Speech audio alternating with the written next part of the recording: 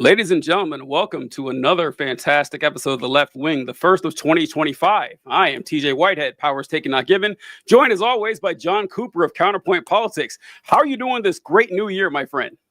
Great new year. I already take issue with. I do not anticipate the greatest year in the year 2025, but hey, stranger things have happened, right, TJ? I'm doing good. I'm excited to get back. I definitely enjoyed having a break from the show, but with the absence makes the heart grow fonder. Yes. I miss you, TJ. For everyone who is aware, me and TJ really don't talk outside of the shows, mostly because we want to save it all for the shows. So yes. We have basically gone 2 weeks barely talking to each other after having gone a whole year talking to each other multiple times every single week. So I definitely missed this, TJ. Yes, that's absolutely true. And first I was going to mention with whether or not this will be a good year. When is the last good year, do you think? Like, what year could you say was like, you know what? Overall, that year was kind of a win. I feel like I got to go back to like 2018 or something. It's been a long time since I could say, wow, that year, not so bad, honestly. Definitely pre-COVID. Nothing's been right since then. So it's hard for me to say because unlike you, I've been at vastly different stages of life through. So like I can say, 2018. Well, I was, in college. That was a lot of fun, TJ. It was a lot less responsibility than I have now. I probably had a much more fun time. But also I was more of an idiot. So there, that's a trade-off there. But I don't know. I don't know what the last good year was. I think it's one of those things like presidencies, how like you just forget all the bad things and only see the good things. Yeah. And by you, I don't mean us. I mean like, the general populace, where it's just like, you forget the bad things that happen, but you remember the good things. I will say though, I think 2008 is the best year ever. If you just like look at it, because we recovered from the financial crisis in 2008, because the crisis actually happened in 2007. We had some banger fucking movies. We had the release of the iPhone. We had the start of the Obama administration, which was filled with a lot more hope and desire for change than we look back on it now, having been completed. I think 2008, like if you just like look at the movies released, the video games released, the everything, I always sit and see like, oh shit, that was made in 2008. Of course it was. I also think my birth year, 1996, is another one of those, but I might be biased. I was going with more like a year you remember. I mean, I guess you remember 2008, but what do you remember from that? I mean, that was oh no, when I was experiencing it was the same as 2007 and 2009. Yeah, it was like fucking 10. But the Phillies won the World Series. Thank you, Hugh Jass. Totally forgot that one. That was the first championship in my life. So that was pretty cool. But there's never. It always feels like it's getting worse. Yeah. While it gets better. It's a very confusing paradox of life. It didn't always seem that way. I mean, it really felt like things were getting better for a long time. The last, 10 years, it felt like everything's gotten worse. But there was a lot more optimism in the air. Even like you're talking about the Obama thing, how we really were on the edge of our seats for this auspicious growth of the United States and our people. And it's just, God, we've just let each other down. But anyway, this is a horrible segue. I can't think of one for it. But before we went live here, we were talking about streaming, and live streaming on Instagram is a pain. If you're using StreamYard, I mean, all you got to do is make 3 extra clicks and then copy something. But when you are used to just doing 1 click for everything else, those 3 or 4 clicks, it feels like an eternity. And I do. DJ, I love we're talking about how it just gets worse every year, and it's like the level of technology and expertise you would have had to have acquired just 10 years ago. Yeah, to do what we're doing now, and now you're like, I got to make 3 extra clicks. Like, it's just. But it's true, right? It does suck when you're used to like the hold on, Mark Louderback. Mark, I've never agreed with you more. Dark Knight, best movie ever. I 100% agree with that assessment. John, we got to do a media show one day. Let's make it a Tuesday. I'm making one Tuesday. We're talking about movies and video games, just dedicated to, because we always talk about them anyway. But anyway, with technology and everything, it is funny how we do this, how we get used to just this marvel of the human mind that we can come up with this. The fact that people complain about air travel at all is astonishing. That it was like airplanes didn't exist until I think 1903. They're incredibly recent. And like we're complaining about the food or about the lines or about the security when you spend hours in the fucking sky sitting in a metal tube that weighs more than your house. Like that is wild. That's just common. I mean, you've probably flown several times this year. It's weird that we complain about any of this shit, but we still do. We still do. What are you gonna do? You know? I mean, when I was growing up, there was still people, like genuinely still people who like didn't grow up with flying as part of their lives and were still afraid to do it for the first time. Like that, like that's how recent flying has really become normal, and we take it for granted. But we shouldn't. Well, John, maybe your East Coast elitist friends fly all the time, but those of us here in the backbone of America, the America's heartland in the Midwest, I know a lot of people who've never flown once. I know people who've never left their state. No, really, it weirds me out too, but it's pretty common. You know, this reminds me years and years ago. It was when COVID hit. COVID hit in Europe first that we started catching on the news. I remember it was Italy, I think, where it first hit big when it first started showing on American TVs. And I was watching, I don't know, like Good Morning America or something. And they're all sitting around and says, well, yeah, it's hitting Europe really hard. And, you know, we hear that it's hitting Europe. And that gets us because, you know, a lot of us have friends in Europe. We travel there during the summer. People can really relate to this. I was like, wow, folks, no. Like, well, I like 99% of Americans have never been to Europe, I guarantee. And it was just funny seeing like how commonplace we assume our experience is as everyone else. But folks, I'm with you, the American people. I'm not going to look down on you from my ivory tower like Prince John over here talking about how often we fly. He will, however, rent out rooms in his ivory tower for a reasonable price. All right. So I'm just messing around here, and we're starting the new year like this. The gloves are just going to come off this Holy episode, shit. TJ. Holy shit. Yeah, John and I are going to air all our grievances over the past year. We're gonna...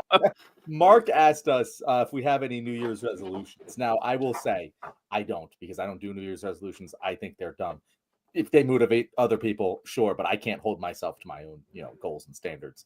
So New Year's resolutions don't work for me. But I think that's an excellent segment for us to do leftist New Year's resolutions for the left. I think would be an excellent topic to talk about on Thursday. Yeah, I like it. Huge ass chimed in. Not leaving your state is the best way to find out how much better America is than everywhere else. Yeah, that's true. Yeah. So, not leaving your state is the best way to. I'm not sure I understand. He's being sarcastic. That if you never leave your state, you're going to be convinced that your state is the best. Your country, I guess, is the best. I mean, honestly, that's very true. Yeah. Like the thing about America that is unique, and I hear like Europeans complain about how Americans don't travel, and it's like, bro, fuck off. I do travel. I travel around America. It's bigger than anything you've ever experienced in your entire fucking life. If I travel from here to California, that's like you traveling to Siberia and Russia.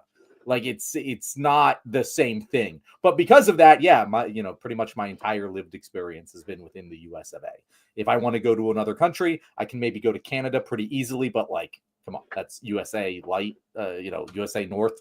Or I can go to like the islands in the Gulf of Mexico, which are just tourist destinations. Like it's very difficult for me to genuinely experience. I mean, they aren't just tourist destinations, but if I'm going there, I'm going to touristy spots. So like, it's hard for me to. It takes me a whole day to travel to like Europe and a huge expense. I'm just not going to do it. I'm just going to go to fucking, I don't know, Florida. No, I won't go to Florida. Florida sucks, but you know what I'm saying. Well, also, the Europeans are awful pretentious about this. But, Americans don't have passports. Americans don't go see other places and everything. It's like, yeah, it's easy for you. You guys travel 50 miles. You can hit 4 different countries. That's not how it works here.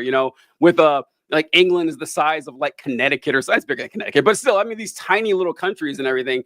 And also, but with the United States, going to different states is not technically going to a different country, but it can really feel like that. Mm-hmm. Like if you've only lived in Nebraska and you fly to Hawaii, you're going to feel like you're in a different country. It kind of it should be.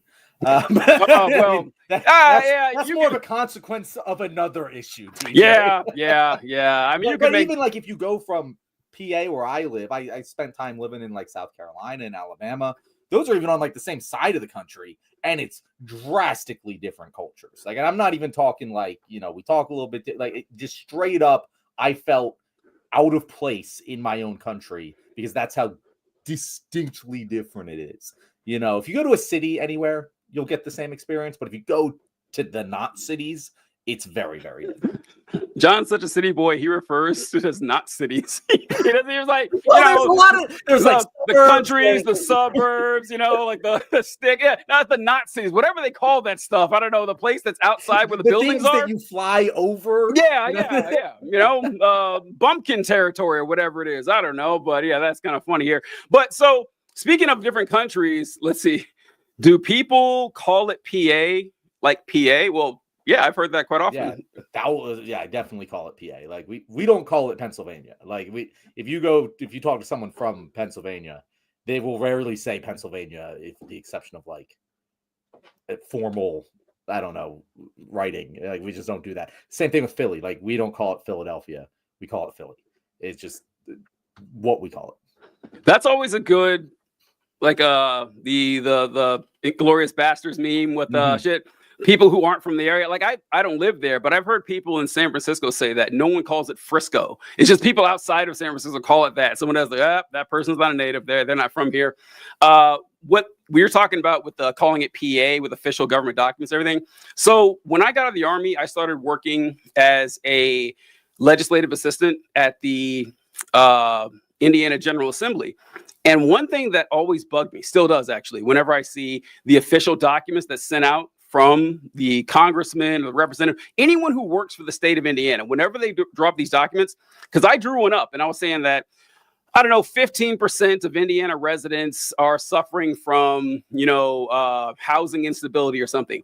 And they would always correct it. They'd say, oh no, don't put Indiana residents, put Hoosiers. And whenever they're talking, they always say, so many Hoosiers have this and this many Hoosiers have that.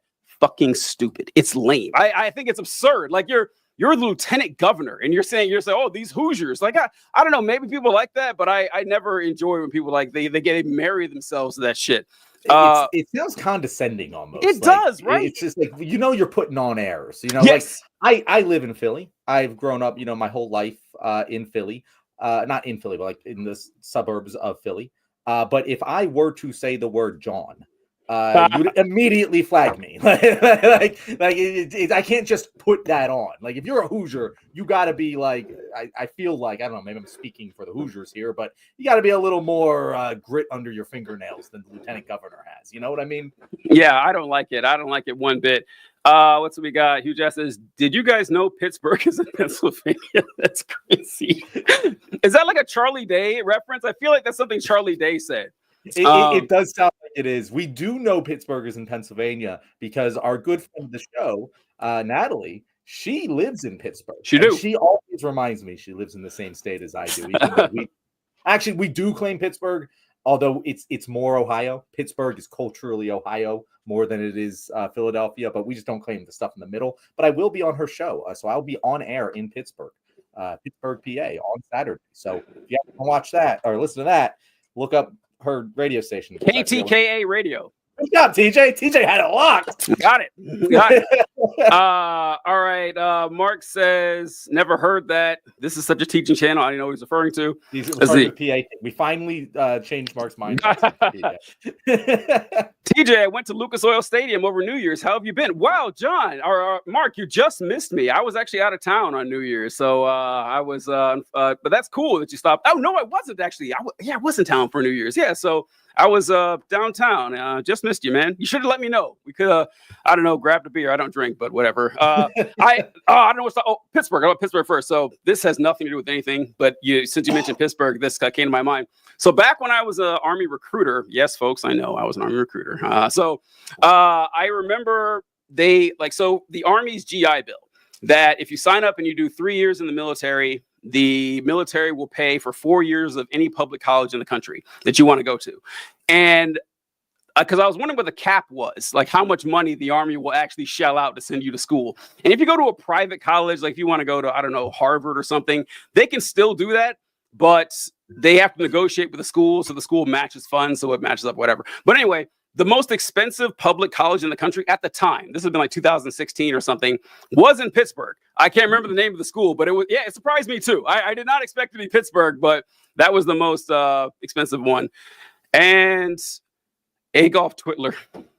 Missed you, Agolf. I remember Agolf. He's remember. been missing for a while. Glad to have you back, Agolf. The name is like funny, but also sus. And so like, what kind of person is this? I don't know. But he can't lower the cost of groceries, but he will invade Mexico, Canada, Panama, and Greenland. Totally makes sense. Yeah, that was I don't know if you saw the thumbnail for this, John, but it was about Donald Trump wanting to rename the Gulf of Mexico. But before I get to there, real quick, did you see Nosferatu over the holidays? See Nosferatu. What did you think? I knew you would. What did you think? Okay.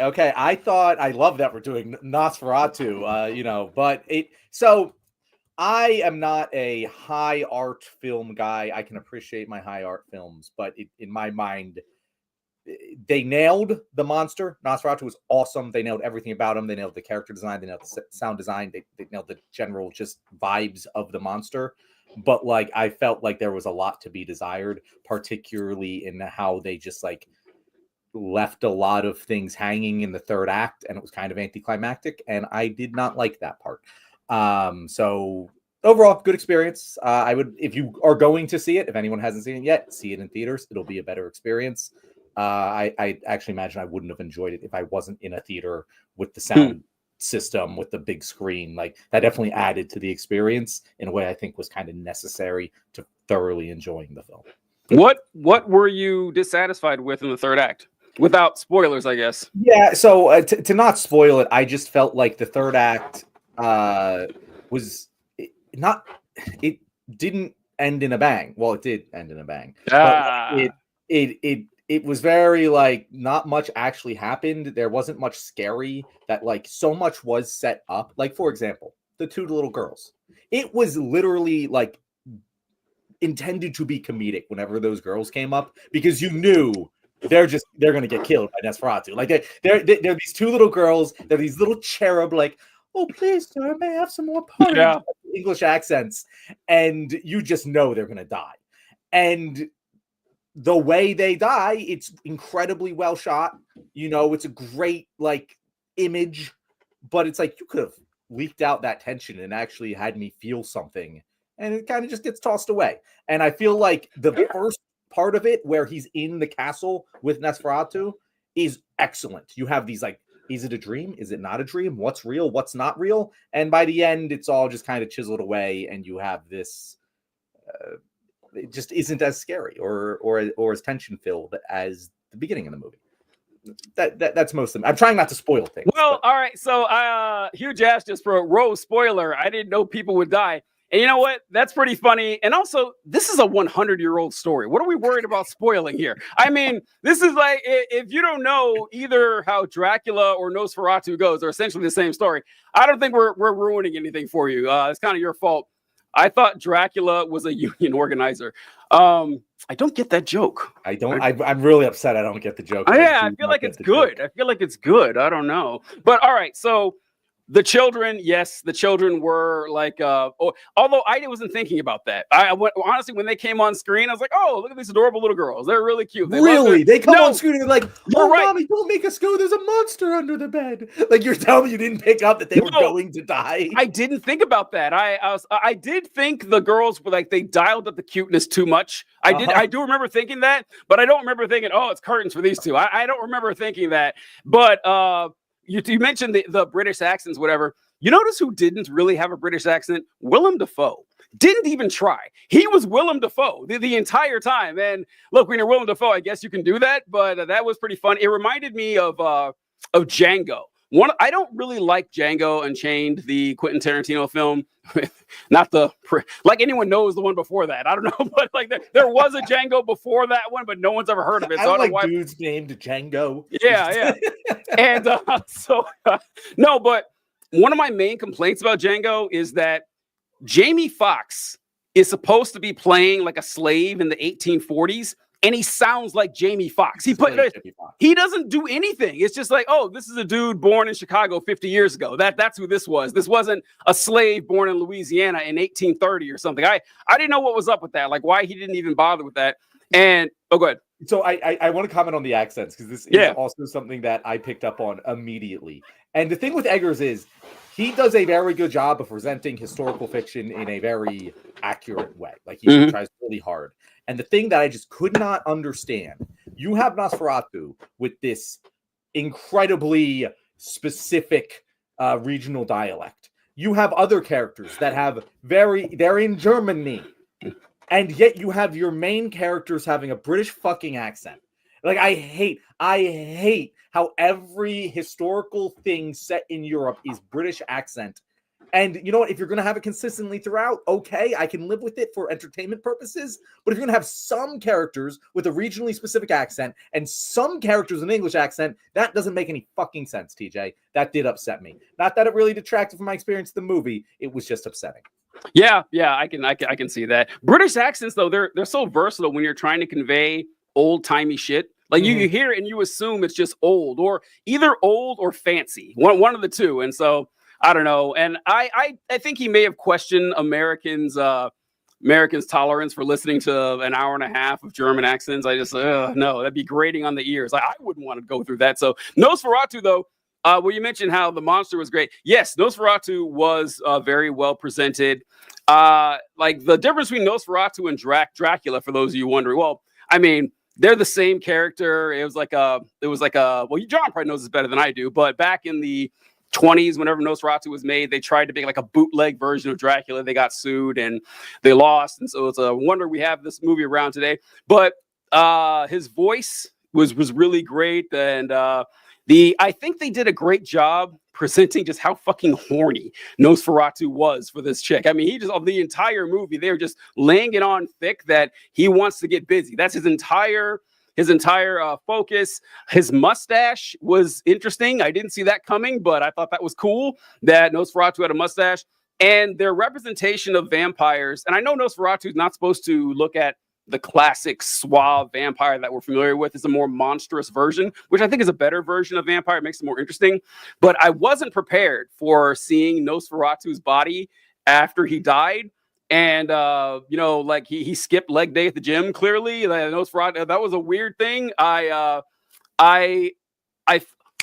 Very important question, John. The other guy, I can't remember his name, but the guy's friend who's like watching his wife. Yeah, the rich guy. The rich guy. Yeah. Was he fucking the corpse in that movie? Yes, he was fucking. Okay, all right. Yes. I was like, okay, they looks like he's fucking the corpse. They don't say he it. was fucking the corpse. Yes, but he was. It's like, bro, what the fuck? I don't know. That was the most disturbing part of the movie for me because they don't linger on it. It's kind of in the background, but it's not hard to miss or not easy. And so I'm like, wow, why would they? I didn't need that. I didn't need that. The movie was already enough weird elements. The when he met Nosferatu at the castle and the natives, like the people that were living in Transylvania, that scene where they were talking about the legends and stuff and scaring the shit out of him, I think that was the best part of the movie too, because it was like a weird dream world, not dream world. You didn't know what was going on, and you were kind of like the character. You're like, wow, what's happening here? I thought they did a great job with that. Yeah, no, I'm glad you agree with me on that because as much as people can enjoy different things, I do really think that was the best part of the film.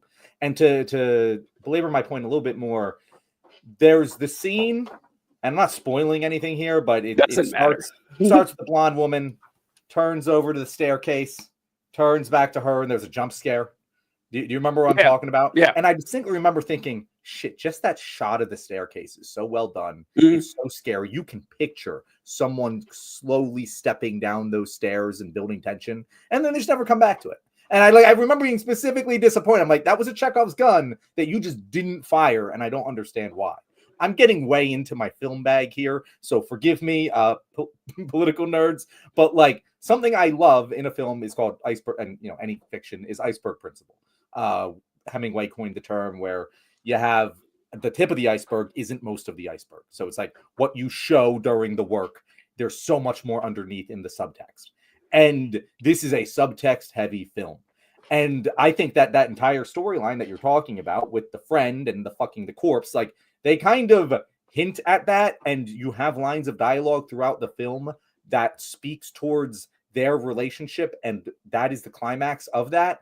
But it's mostly hidden underneath the surface. And I'm okay with that. I enjoy that sort of thing when the surface level plot is also interesting. But I feel like in this movie, all of the most interesting stuff is hidden below the surface in the subtext. Like you said with the horniness. Like the sexuality of that film cannot be understated. It's a very sexual film. Yeah. And the whole concept of the monster being a incarnation of her guilt and desire, and it being an incarnation of human hunger for lust, that's so interesting. Yeah, I love that.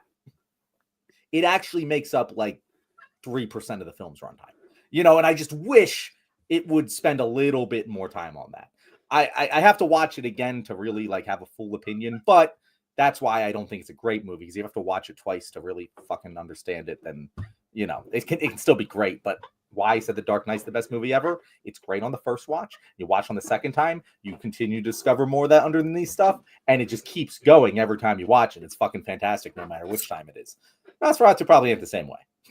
All right. Mark says, I'll have to reach out to Nikki Glazer for my jokes. Now, I did hear a few Nikki Glazer's jokes at the Golden Globes, I think. Those were pretty good. She made a really good one about Alec Baldwin, and it was something about, there was a movie called Ghost or something, and she mentioned how Alec Baldwin is busy making ghosts. Very funny, very funny. And I had a thread about her jokes today. Apparently, I like copy and pasted some of them. Apparently, it wasn't the ones that actually made the set. She like tweeted them out later or something. Mm-hmm. But I was like, all of the jokes were like dark and edgy, and I was like, this is an example of dark, edgy comedy that won't get you canceled because you are punching up instead of down, and also punching inward at the same time. Like, that is how you can do dark, edgy shit. I will never fucking forgive anyone who goes, oh, well, you just can't joke about anything anymore. Fuck you. Yes, you can. Always Sunny's still on air. Get the fuck out of here. Yes. That's the perfect example. Always Sunny always goes for dark humor, and no one or very few people can't try to cancel It's Always Sunny. It's a well-beloved show. Just stop being lazy. I just, like, the one thing about comedians, like, or people who are funny in general, is they are usually very intelligent. Like, I've met plenty of smart people who weren't funny, but it's hard to meet a funny person who isn't smart. Like, it really is, because you have to think about how like the language works and make observations that other people already know, but they haven't verbalized. Like, comedy is very intricate. And so, like, to see comedians say, oh, I can't say what I want to anymore, and titling their specials like Triggered or, Uncancelable. It's sad. It's so I used to look up to. Right. People whose past art I very much respect. And it's just like, come on, bro. What happened to you? You can do better, right? And Mark says we need to review what a spoiler is. Once again, Mark, I retracted the spoiler warning. This movie, this story is over 100 years old. If you don't know the story of Nosferatu by now, I'm sorry. It was spoiled for me, so it's gonna be spoiled for you. Why do I care? I did not sleep through that film in film history class just for you to say that I'm spoiling it. Are you familiar? Well, you're pretty familiar with Dracula, apparently, Mark. So if you know Dracula, you know the story. Okay, there it is. There's like 3 differences, and none of them really matter. Although the major difference between Nosferatu and Dracula is that Nosferatu can be killed by sunlight, and Dracula could not. And that was the origin of vampires actually dying from the sunlight, was Nosferatu. So that's a major difference. And Mark's throwing shade at Always Sunny, and Mark, I've never seen anything to quit more tempting to give you the banhammer than Philadelphia. That's America's greatest cultural expert. It's been on like 16 seasons. Plenty of people watch that show. Was there any light flickering? Okay, that is a reference to SpongeBob SquarePants. If you guys remember, I remember watching that episode of the hash-slinging slasher, and it ends with Nosferatu. And I made a video about this actually a couple weeks ago. That I remember watching that, thinking, okay, what was up with that? Why? I mean, I know who Nosferatu is, and it's not funny. It's just like it was random out of nowhere. I can't imagine like a child, like a 10-year-old watching that, who has no fucking idea who Nosferatu is, how confused they must be. I don't know. I still hate that joke because it doesn't make any sense. I had a lot of people trying to explain. You know what, TJ? I remember it. Every single one of us remembers it. Every single child knows Nosferatu because of SpongeBob, or former child. Yeah. Well, I just didn't get the purpose behind the joke, like when it originally aired. Because me neither. Yeah, it's dumb. It's so dumb. People keep saying, "Oh, well, the joke is there's something scary, and they weren't scared of him." I was like, "Okay, I got that, but why specifically Nosferatu? It could have been anything scary, and they picked a 100-year-old monster that most kids couldn't even pronounce, let alone understand." So I don't know. It's very odd. Okay, did we miss anything here? I want to get into Donald Trump. No, I don't think so. Yeah, we can move over to the good guy Donnie. Oh man, I can't believe this guy isn't president yet. I feel like it's just still he's not. It's just All right, so I don't know if you guys heard, but Donald Trump has an idea. I actually haven't watched this video, but hopefully it'll convey. I just read the headline, so let's go. We're going to be changing the name of the Gulf of Mexico to the Gulf of America, which has a beautiful ring that covers a lot of territory. The Gulf of America, what a beautiful name. And it's appropriate. It's appropriate. All right, so if you guys couldn't hear that, Donald Trump has the great idea of changing the name of the Gulf of Mexico to the Gulf of America. Now, this is something that Donald Trump does a lot, where he comes up with these ideas that I can't really say are objectively bad or objectively wrong. It's just like, why? Why are you doing this? Like, what? This is like, it's something that we would joke about how Trump came into office and created a space force, and for the fifth branch of the military, the Space Force. And for those of you who don't know, the Space Force is comprised of people who were already in the military and already doing the same job. And they just labeled it, okay, you guys are the Space Force now. There's no difference. It's kind of like what they did with the Air Force. The Air Force was already part of the Army Air Corps, and they made them their own. But that makes sense, right? Okay, an Air Force and Land Space, no. It's just, you don't need that. And also, this has gone beyond the Gulf of America. This is him wanting to make Canada a state. It's him wanting to make Greenland a state. It's him trying to take back the Panama Canal. It's just like, what is happening? I mean, like, I don't like Trump or anything, but people elected him to lower the price of eggs, and they're like, "Oh yeah, this is great. This is great, Donnie." It's just like, I don't know what world we're living in. TJ, so all of this is good to me for a variety of reasons. So let me just lay it out here. Yeah. One, and most importantly, the longer Donald Trump and everyone is focused on random bullshit like renaming the Gulf of fucking Mexico, and the less time they spend building concentration camps. So we should encourage this behavior no matter what it is. I don't care how dumb it is. We need to keep dumb bullshit distracting Donald Trump, like renaming the Gulf of Mexico, for as long as possible. The more time he spends spinning his tires on something that, who even fucking decides? I don't even know how one would go about changing the name of an international body of water. However, I will also say that makes more sense. It makes more sense for it to be named like it's in between the two Americas. Like, it should be the Gulf of America. It's the middle of America. Like, there's a Gulf. Like, it makes sense. I have to give it to the guy. I also have to give it to the guy that, it would make more sense if Canada was the 51st state. It would be good for us. The whole country's demographics would shift far more to the left. Canada has its own fucking problems, but better than we have in a lot of ways. And I would also buy Greenland. Yeah, fuck it. Why not? Let's buy it. Who gives a shit? Like, I would do all of these things. They're all dumb. They're all incredibly dumb, but none of them are particularly harmful, in my opinion. And so, yeah, sure, Donnie, spend your whole... If you accomplish renaming the Gulf of Mexico and buying Greenland, you're not going to make Canada the 51st state. We haven't even made Puerto Rico the 51st state, and we own that. But if you can do those two things, Donnie, we'll throw an award show for you. We'll be like, you're the greatest president ever. Make those your two highest priorities during this first year. So the renaming the Gulf of Mexico, it's funny you mentioned that, because I started thinking, like, with the naming of international bodies, it doesn't matter because it's just what we would call it, right? Would call, I do want to ask, Marjorie Taylor Greene says that she's going to file the order or whatever, the law to change the name once the session of Congress starts. First order of business is to take care of this.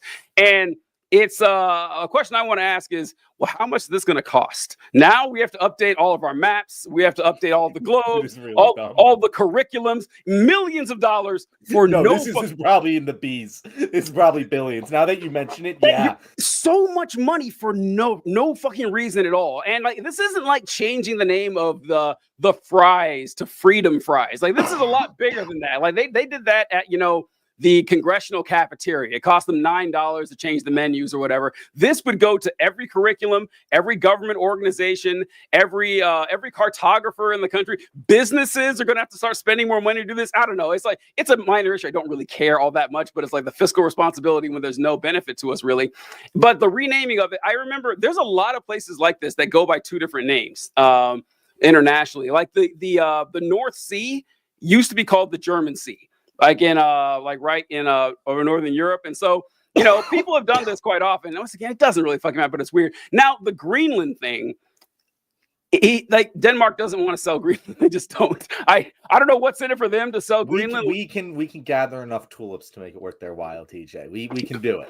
Wow, that is a deep pull right there. John referencing the tulip craze of like the 1500s or whatever. Yeah, I didn't expect that to come.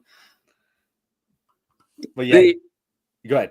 Oh no, yeah. So buying Greenland, and honestly, I could see like a reason to buy Greenland. You like just have more American territory in the north. Yeah, all right, that makes sense. I kind of get it. Yeah, I can understand that. There's more oil there than we're making. It's always good to have more land. I played enough games of Civ to know that you just go settle there in case there's a strategic resource that pops up. Always, yeah. Just do it. There's no downside to owning more land. There just isn't. And when it comes to international geopolitics, the Canada thing, that is the weirdest one by far. Distinctly weird. Very weird. So weird. Like the Panama Canal. Yeah, I can see why Trump would want the Panama Canal. I mean, that's a gold mine right there of the money you could get controlling that. You'd have to take it by force. You see that they asked Trump if he was willing to resort to military or economic force to get Greenland or the Panama Canal. He said, yes. Yeah, I am. And then when they asked him about Canada, he says, well, only economic force with Canada. And Trump's argument for Canada is that he says hundreds of billions of dollars for Canada's defense. I'm not sure what he means by that, because he mentions how Canada has a small military, and I guess he's saying they're piggybacking off ours. I don't know, but yeah. Have you heard about that? Yeah, no, I have heard about it. I'm having a realization right now about Trump that I think needs to be addressed, because I'm having this reaction to all this crazy bullshit. Like, Trump. Yeah. Of course you want to use military action to invade Greenland. You're going to forget about it next Tuesday. But of course, right now you're like, yeah, no, why not? That's such a Trump thing to do. Yeah. While Trump is in power, I kind of it just glances off, I'm just like, oh yeah, whatever, silly Trump. Because if I were to actually engage with the fact that the president of the United States is saying that we should use military force to invade Greenland and occupy it, that's a terrifying thought on paper. That doesn't sound so scary because it's coming from Trump. And I had that thought and I realized, fuck, that's exactly what Republicans think about all of the crazy shit that he says. Like when during the election season, we're like, how are you not worried about him raising like instituting 100% tariff? It's because they're like, yeah, fuck, it's just something crazy Trump says. We don't actually care about that shit. We know it's not going to happen. And yeah, I'm guilty of it too, at least when he's in office, because I can't actually fathom the existential dread I would have if I took everything he said seriously. Yeah. I mean, I guess I don't know. I think that it might just be Trump doing what he does best and getting media attention. It doesn't, like maybe he doesn't care about it at all, but maybe he just knows it's a way to get people talking about him. And I almost didn't want to talk about this because I learned a very valuable lesson, early November last year, is that highlighting how insane Donald Trump does not work. It doesn't. People know and they don't care. I mean, they definitely know by now. I thought for sure that they're eating the dogs or eating the cats would be the end. Like that would be, people heard like, yep, give me more of that guy. So focusing on the bombastic, wild, and ridiculous thing Trump says it can be fun, but it's not terribly useful. And here's the thing, Donnie, I hate to break this to you, but you are currently living out the final best days of your life. There will be no more better days than the time period where you didn't actually have the responsibility of being president, but you got to control and manipulate the media's attention as if you were. Yeah, true. And it's all a victory tour. Yep. He's going to hate it as soon as he's in office, just like he hated it the first time, but just couldn't let go. And then if you survive your next term, it's not going to be long after that. So this is the best days of Donald Trump's life. And we're experiencing them, and they're going to be over in a couple days. So, silver lining, people. If you hate Donald Trump, trust me, his life is only downhill from here. Yeah, he'll actually have to work and be president of the United States. Yeah, I mean, it's God. The existence of Donald Trump is just wild. It feels like a dream. It doesn't feel like this should be real. That this shouldn't be happening. I saw a funny thing about this. He is the first president in American history to be what was it? not to be elected as a lame duck, but have 4 years as a lame duck. Whatever. But he has nothing going. Like he can. That the one bad thing about this is that Trump has nothing to lose now, like at all. He's gonna nominate the most insane, batshit people that he can find, and he can't run again. And I just like, I don't know. Hold on. What is John wants to show to reach out to a different demographic group. Starts working with pro-Trump thoughts. Next, he'll show his Deus Volt tattoo. Yo, TJ, I saw a comment.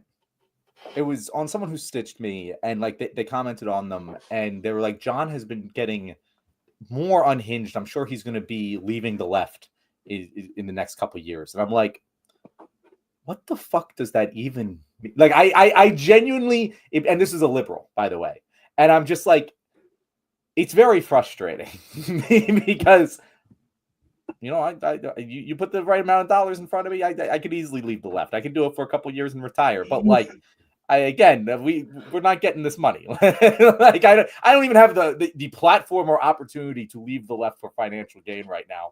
I don't know why I would ever fucking do that. This doesn't like benefit me in any way. I don't make money from this. I don't make a living off of this. I do this for pure love of the game. So why the fuck would I leave the left? That doesn't even make any sense. Why would I want to hang out with those assholes? Well, I mean, you would leave the left so you could make a living off it. So I mean, maybe. Well, but like, you know, if I'm gonna do a fucking job, I might as well do the one I went to college for. You know, this leaving the left thing. Have you seen what's going on with the Young Turks lately? I've been. So here's the thing. I don't follow closely. I someone who is admittedly a part of the left-wing discourse ecosystem. Yeah, I'm a small part of it, and I'm not someone who follows the discourse too much. I did see Cenk went to America Fest, which I also appeared at. Thank you very much. But and then I know him and Anna have been just like fucking hating each other for the past several years. And they seem like one of those couples that you're just like, so like you still haven't broken up yet. I thought you would have done that 2 years ago. And when Cenk talks, he says some dumb shit, but like I do kind of get what he's saying sometimes. I don't know. Like again, I don't have a full grasp of him as a person or what he's saying, but he seemed to be saying like, I think we need to get in front of these people. And like the thing that I disagreed with was you don't do that on their fucking like masturbatory fucking America Fest platform. Like there's better places to accomplish that without like giving the gravitas to that specific platform. Go on Rogan, 100%. Go on all the podcasts. Go where they are. That was not a good place to show face, in my opinion. Yeah, whose face was also shown there. Yeah, and for those who wonder what we're talking about, the Young Turks, the primary hosts are Cenk Uygur and Ana Kasparian. And this started, like, they seem to do this right-wing creep for a while. It's been so slow. It's like watching the Titanic sink. Yeah, and this is not new to I like the Young Turks. I hate saying this, but this isn't new for the Young Turks because Dave Rubin used to be in the Young Turks and Jimmy Dore used to be in the Young Turks too. And when they left and started their own platforms, they became right wingers because there's more money in it. But it started. I remember seeing this first when I first noticed it. It was with Ana Kasparian, and she made a really big deal about how she hated the term birthing person. Like she said that this is awful. We need to stop this. I'm a woman. I'm not a birthing person, which is like a weird right-wing thing where they focus on like obscure minutia medical technology. Like, no one calls women or girls birthing people, in regular discourse. It doesn't happen. But right-wingers make a big deal out of pretend that it does. And then Cenk, these last few weeks, he's been saying that, like what John said, that we need to go on right wingers platforms. We need to stop being so mean to them. And I agree with John. I'm not against going on a right wingers platform if that's your thing. I think it's kind of a waste of time. But fine, but you need to be combative every step of the way. And what Cenk is saying is, no, we need to be nicer. We need to reach out and be kinder to these folks. Like I saw him just kissing the ass of the people at the America Fest thing. And I hate doing this, but just he was there. And of course, the crowd cheered when he came on because Charlie Kirk gave him this, glorious introduction. And he said that, hey, lefties out there, you hear this? These right wingers are all cheering against corruption. They were booing Mitch McConnell. Can you believe that? We've been trying to get them to boo Mitch McConnell for years. And he says, let me ask you guys, what do you think about Dick Cheney? And they all booed. You see this left wingers, this right wing populism thing, it's real. No, the fuck it's not. No, it's not. They weren't cheering or booing Mitch McConnell or Dick Cheney because of any principle or because of any like moral stance they have against them. Like, I guarantee you look at Mitch McConnell's voting record, it's like 95% in agreement with Trump, right? Just like every other Republican. They just did it because Trump doesn't like them. Like there's no foundation to this. And if you're just going to go out there and pretend that there's a ton of overlap between not necessarily the antagonism from the right and the left, because there is a lot of overlap there, but there's very little on the solutions, which is what actually matters. And it's kind of sad to see them doing this. It's interesting, TJ, because every time I hear like, oh, the Young Turks is leaving the left, I do often see their point. Like with Ana Kasparian's birthing people thing, I pretty much agreed with her. Like what she was actually saying, I agreed with. I was like, not really my fight. I don't really care either way. But if I was a woman, I would feel like birthing person sounds insulting. Like it just would to me. But the focus on it, the position that it exists within overall political discourse it's right wing coded to complain about that. Even though they are right to complain about that, in my opinion. But it doesn't actually fucking matter, which is why what the actual message should be, which is what the Young Turks often misses. And so it's really hard because it's hard to thread the needle. It really is, because we do have to be using messaging which communicates our ideas in a right-wing coded way. I think that is a good thing to do. I think that, for example, Andrew Yang famously tested, instead of saying UBI, I'm going to call it a freedom dividend. And like Republicans ate that shit up. And you know what? That's the good type of right-wing coding your messaging in order to manipulate them into achieving the goals that you want to do. But it's hard to do that because you're walking a tightrope. Because what you don't want to do is give credence to the bad solutions that they are offering to the problems that you think you are trying to work with them to solve. And it's hard to do, TJ, and it's really easy to mess up. Bernie fucking ate shit there's a tweet, I think last week, and I think he's fundamentally wrong, but he's like, Elon is wrong about the H-1B1 visas thing. These are basically indentured servitude. And it's like, no, Bernie, you're wrong about that. Like you shouldn't be taking an anti-immigration stance in order to appeal to the right-wing populace. I disagree with that. And I know Bernie's genuine about it because he has some protectionist red flags that have always made me cautious of him, even though he's, better than basically any other option. But like, it's hard. I don't, if they aren't leaving the left, I could see it. If they are, I could also see it. It's hard to really tell for sure at this point, I think, TJ. I'm stuck with this birthing person thing here. I was surprised to hear you say that because really, are you like, we should call them birthing people? No, or are you just like it shouldn't matter and we should? Well, no, it's like I'm not sure what the argument is from Ana Kasparian, where she's like, "Hey, I don't like being called a birthing person." Okay, no one is, right? Like, so, like, if you're writing like medical literature or something, this applies to birthing people. That's important. Because if you say this applies to women, well, does it apply to girls? They can have kids too, because girls are birthing persons. And like, it's not just a trans thing, right? So like if it'd be one thing, it'd be one thing. It'd be one thing if it was common in social discourse to refer to it, but it's not. Like nobody says that outside of very particularly specified laws and like medical regulations. Like, okay, I mean, that's just what it is. Like, what do you want me to do? Yeah, no, so I remember at the time that being tossed around as a legitimate thing. I could be wrong about that.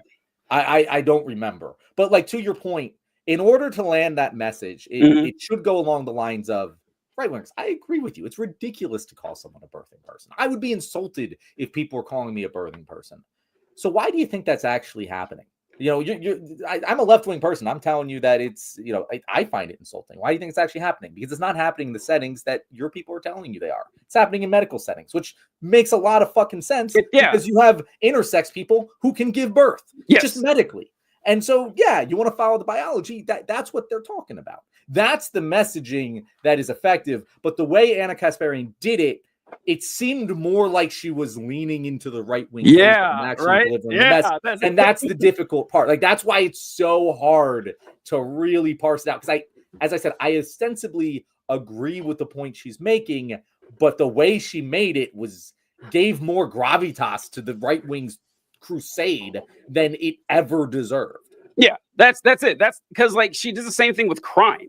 Because like she'll say like, well, you know, left winger. Cenk does this too. Yeah, where they talk about how left wingers actually love crime. They want homeless people to stab you when you're riding the subway or something like that. And it's like all of this is just right wing language here, all of it, because they've been around long enough to know when the statements you make can be weaponized. Because yeah, there's sometimes that the hold on. Oh wow, that's funny. That's funny. You got this one, John? I got this one. Charles Koch, friend of the show, he gave us $5 to tell our audience about the economic opportunity that would emerge from lifting the Clean Air Act. So much. There's about $5 of economic opportunity for lifting the Clean Air Act, guys. We should totally go do it. We can be bought so easily, TJ. You see, apparently I left the left. I bought $5. Pretty easy. Although, like, all joking aside, if the Clean Air Act didn't exist, or if you could still put lead in your gasoline and someone came out with a law for it today, Republicans would fight tooth and nail against it. Like, Republicans, like, they're trying to stifle the free market. Charles Koch here would be saying this is an intrusion on the freedom of American commerce. Like, they would actually be doing this shit. But anyway, with Ana Kasparian and everything, the creeping to the right and Cenk, openly embracing right where it's just suspicious. And you do it enough times, and I think that it's warranted. And I should have caught this years ago. There was a guy, former friend of mine, who was a content creator before I started making content, and I remember him having Ana Kasparian on his show, and she was talking about some rough times she was going through. It was kind of a downer and stuff. And he asked her about, this is probably 2019 or something. And he asked her what she thought about her crusade, that she'd been on for years with left-wing causes. And she said, well, I spent so much time in my life trying to make the world a better place. And now I'm to the point where I'm okay if I don't. And I remember her saying that. Because she seemed really down. And I'm not saying that was the point she decided to kind of go right or whatever, but it makes sense to me. Looking back, because his channel is gone now. I was trying to find the clip to show it, but it's gone. But I remember that happening specifically with her saying that she's okay if she doesn't make the world a better place. Like, I believe it, because you hate to see it, folks. I was really a big fan of the Young Turks back in the day. Oh, we missed some comments here. Yeah, no, it's funny because I will say about this, it cooks your brain. Yeah, it does. If you're doing it on the level that Ana Kasparian is, especially, and like I can't even imagine being her specifically, because she went through the fucking ringer in a way that I don't think I will ever experience, no matter how big I get. And so, like, yeah, it's got to give you this nihilistic fucking warped worldview that, I did all of this. It still doesn't matter. I feel that way about my content. Right. I'm like, I did all of this. It doesn't matter. Who gives a shit if I have millions of views? Who gives a shit if I have people in my DMs saying, oh, you helped me so much? It doesn't fucking matter. Trump's the goddamn president. Go fuck yourself. Like, and that's how I feel. And it's this constant tug of rope of like, oh, what you're doing does help in, small margins versus what you're doing is bullshit. And this is pointless masturbation in public. And I don't know which one's right, TJ. I don't know which one's right. It's a constant battle. It cooks your fucking brain. And having to just constantly consume all of this bullshit and terribleness about the world, it's hard. It's genuinely a lot harder than I would have ever imagined it being when I started. And I've experienced a 10,000th of the bullshit. Oh, yeah. Kasparian has. Well, you do know which one is right. You just don't know which one is like better for your sanity and personal well-being and everything. Because like, especially if you were someone like Ana Kasparian, first off, like us, we don't complain too much about, like being content creators. It's fine. A lot of people wish they could do it. And so I understand that. But I give props to honestly anyone who makes content. Political content specifically, because people will go after anything they can to insult you. They have from cowardice with their anonymous accounts and shit like that. But I have extra respect for any women who do this, because holy shit, I mean, it's got to be 1,000 times worse. And so when you're on a platform as large as Ana Kasparian and you're trying to do this and it gets you fucking nowhere, And then you see talentless fucking hacks like Dave Rubin and Tim Pool getting $100,000 per video for pushing right-wing content, waking up every morning and going into work. Is like, man, I could be making 10 times as much money as I'm doing right now just by throwing out a few. With a platform as large as the Young Turks, I see why the temptation's there. I'm not defending it. I still think it's bad and a net negative for society. But it's happened to plenty of people, so I hate to see it, but it's true. Real quick. Oh shit, we're close up here. What is this? Whoa, Wade Nielsen says, okay. Nielsen. I haven't seen Wade Nielsen before. Welcome to the show, Wade. Okay, President Trump, let's stay focused on fixing what's broke. We don't need any distractions from that because the list is too long. Right? Yeah, no, we gotta keep him focused on changing the name of the Gulf of Mexico. That should be Trump's number one priority. If he needs to sacrifice other policy goals of his, that's okay with me. He should be focused. The Gulf of America is what it should be called. I'll die on this hill, TJ. Let's if Trump could get distracted with random shit like that, like New Mexico is now New America, or shit like that. Yeah, okay, we can roll with that. I don't. New America. Yeah, right. I mean, that would be so funny. Yeah, who fucking cares at this point, right? It's just whatever. And then we got Pedro Pablo Escobar.